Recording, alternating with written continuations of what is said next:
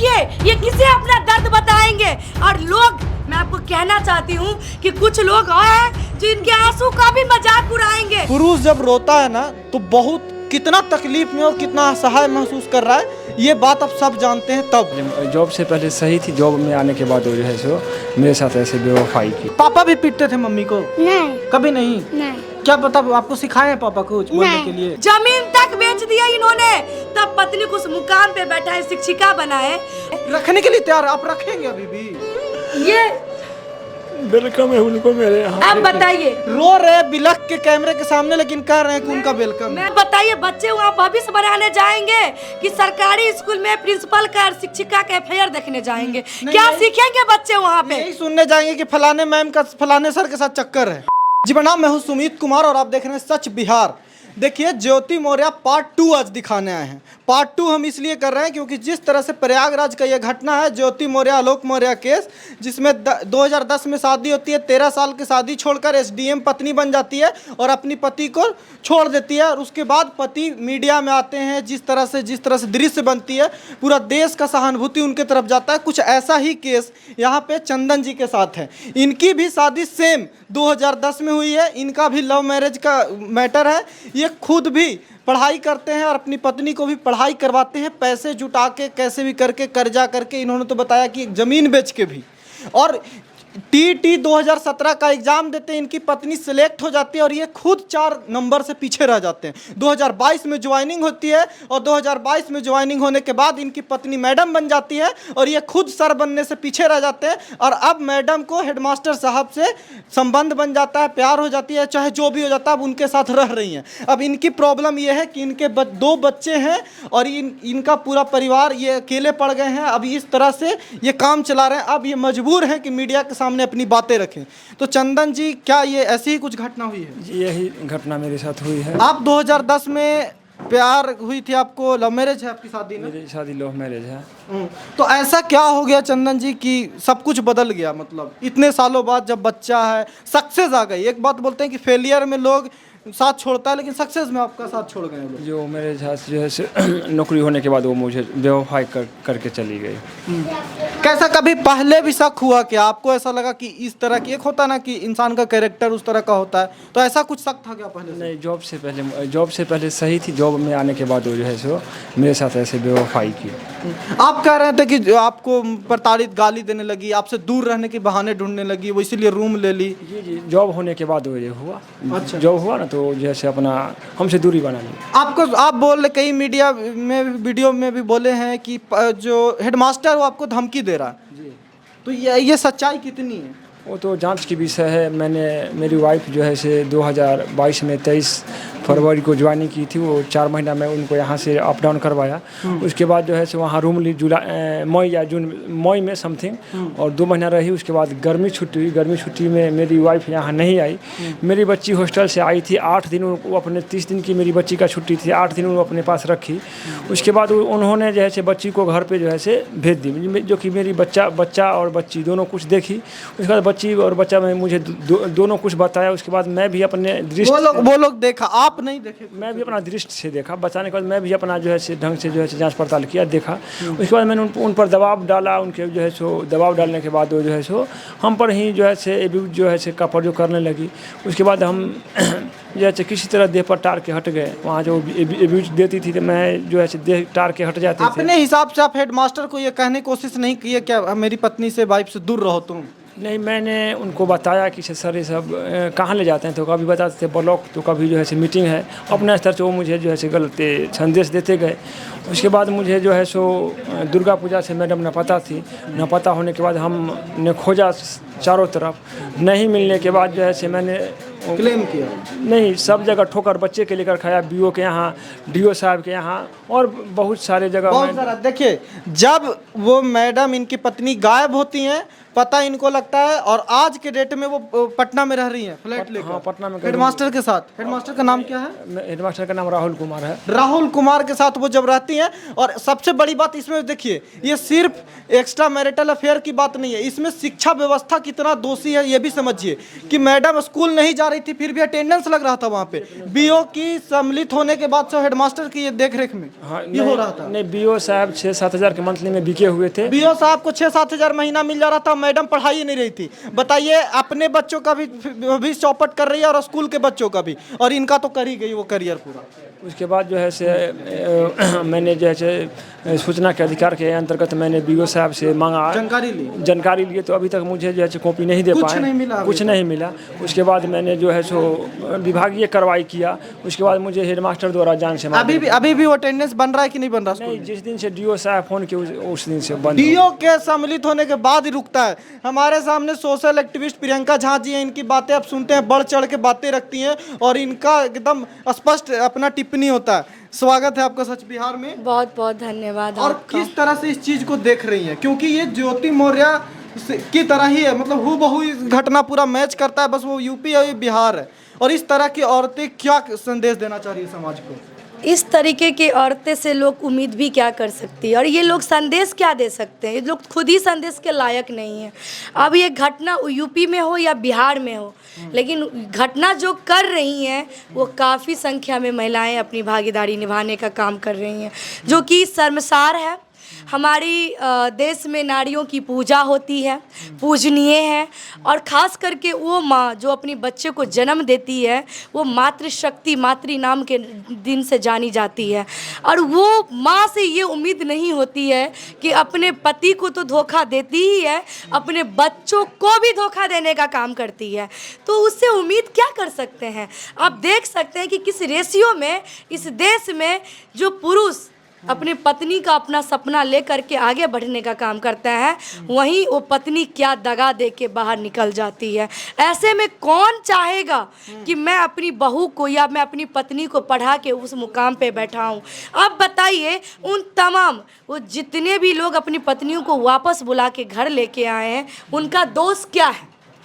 एक इस गंध के कारण उन तमाम नारी शक्ति पे प्रश्न चिन्ह खड़ी कर दी है। और कहीं ना कहीं लोगों को लगने लगा है कि अपने से ज्यादा अपने पत्नियों को एकदम मत पढ़ाओ, क्योंकि सक्सेस उनको हैंडल नहीं होगा। बिल्कुल, अब तो यही लोग चाहेगा कि कितना भी कुछ हो, अपने से ऊपर अपनी पत्नियों को नहीं बैठाना है।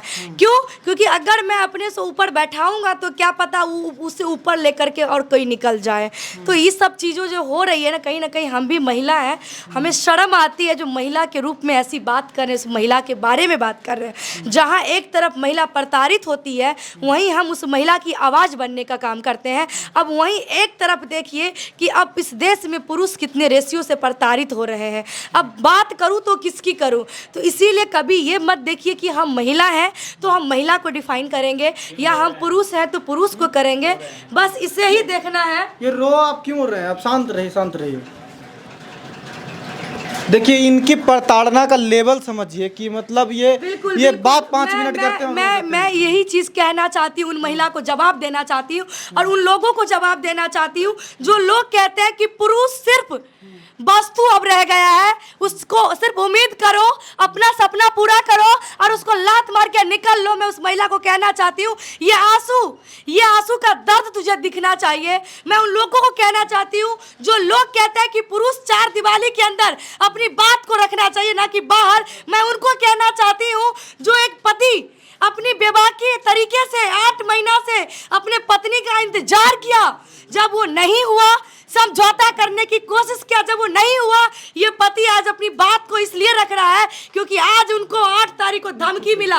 इस पति को धमकी मिला कि अगर तुम अपना आवेदन वापस नहीं लाते हो तो हम तुम्हारे पूरे परिवार को खत्म कर देंगे। मैं उनको कहना चाहती हूँ, क्या ये पति भी अब झूठ बोल रहा है?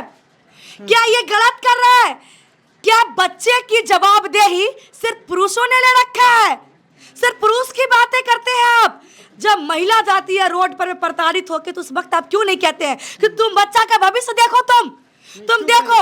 लेकिन पुरुष जब कोई बात करते हैं तो आप कहते हैं कि बच्चे का भविष्य से नहीं दिखा। ये इनका आंसू देखिए आप, देखिए ये किसे अपना दर्द बताएंगे। और लोग, मैं आपको कहना चाहती हूँ कि कुछ लोग और हैं जो इनके आंसू का भी मजाक उड़ाएंगे। अरे इनकी संघर्ष को देखिए, जो पत्नी को पढ़ाने के लिए जमीन तक बेच दिए, जमीन तक बेच दिया इन्होंने, तब पत्नी को उस मुकाम पे बैठा है, शिक्षिका बनाए।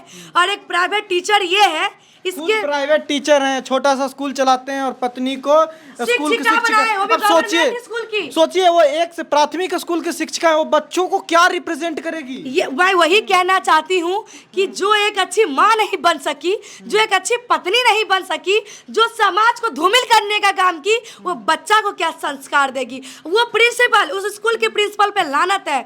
मैं तो यही कहूँगी, जो इस तरह के लोग जो शिक्षिका से ही प्रेम करने लगे। स्कूल में ये बताइए, स्कूल में बच्चे जाते हैं पढ़ने के लिए कि जाते हैं वहाँ पे मास्टर का रंगरलिया देखने के लिए। अब बताइए बच्चे वहाँ भविष्य बनाने जाएंगे कि सरकारी स्कूल में प्रिंसिपल का और शिक्षिका का एफआईआर देखने जाएंगे। क्या सीखेंगे बच्चे वहाँ पे? यही सुनने जाएंगे कि फलाने मैम का फलाने सर के साथ चक्कर है, वही सीखेंगे। तो यही लोग अब दे ही रहे हैं। तो मैं यही कहूंगी कि आप देखिए, आपका शिक्षा विभाग से मैं सवाल करना चाहती हूँ। चुप रहिए चंदन जी, आप रोइए मत। कि आपके स्कूल में मैडम प्रेजेंट नहीं हो रही है, शिक्षक प्रेजेंट नहीं हो रहे हैं, लेकिन अटेंडेंस बन रहे हैं, पैसा उग रहे हैं, पैसा ले रहे हैं गवर्नमेंट से, तो आपका कहाँ है शिक्षा विभाग? कैसा है आपका यहाँ का स्कूल व्यवस्था? यहाँ का स्कूल व्यवस्था डीईओ कायदे से, जो शिक्षा व्यवस्था है यहाँ का, कायदे से तीनों को सस्पेंड करें, यहाँ का बीईओ को, यहाँ के हेडमास्टर को और यहाँ मैडम को। इन पति का महानता देखिए। रखने के लिए तैयार, आप रखेंगे अभी भी?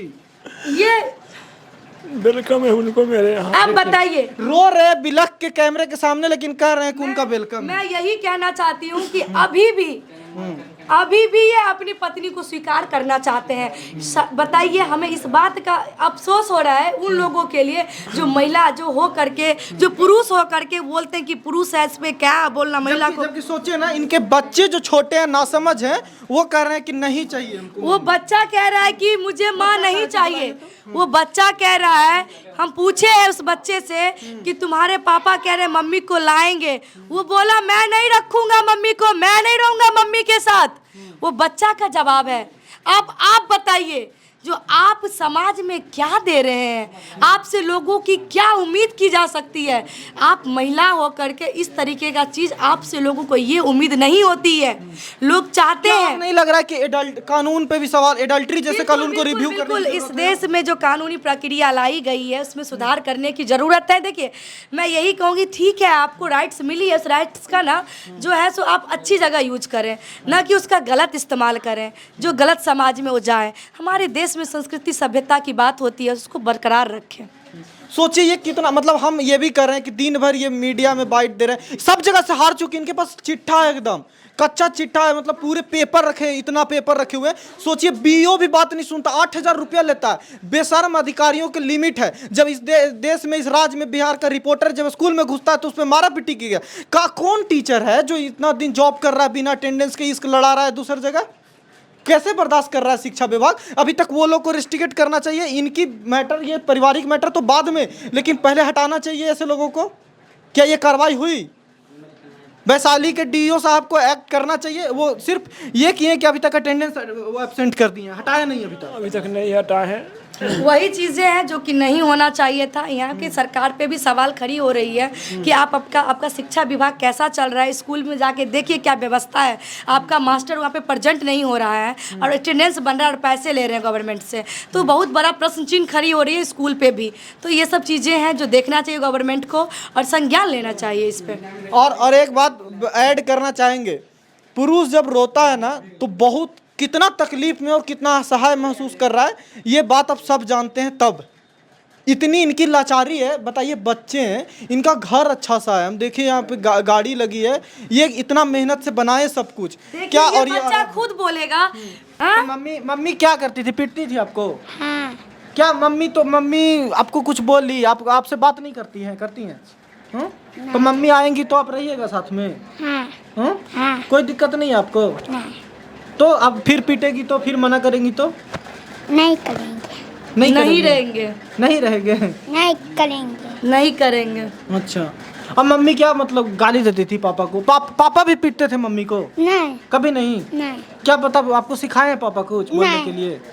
हाँ नहीं, बच्चे को क्या सिखाएंगे, बच्चा सच बोलिए देगा। तो चलिए ये स्थिति है, यहीं पे हम बंद करेंगे। क्या स्थिति है ये समाज की देखिए। और एडल्ट्री जैसे कानून पे हम ये नहीं कर रहे माननीय न्यायालय पे जो उनका फैसला है सवाल नहीं उठा रहे, पर रिव्यू होने की ज़रूरत है इस तरह के कानून को भी कि सामाजिक इम्पैक्ट क्या है, क्या वस्तु स्थिति है समाज में, धरातल पे क्या हो रहा है आजकल।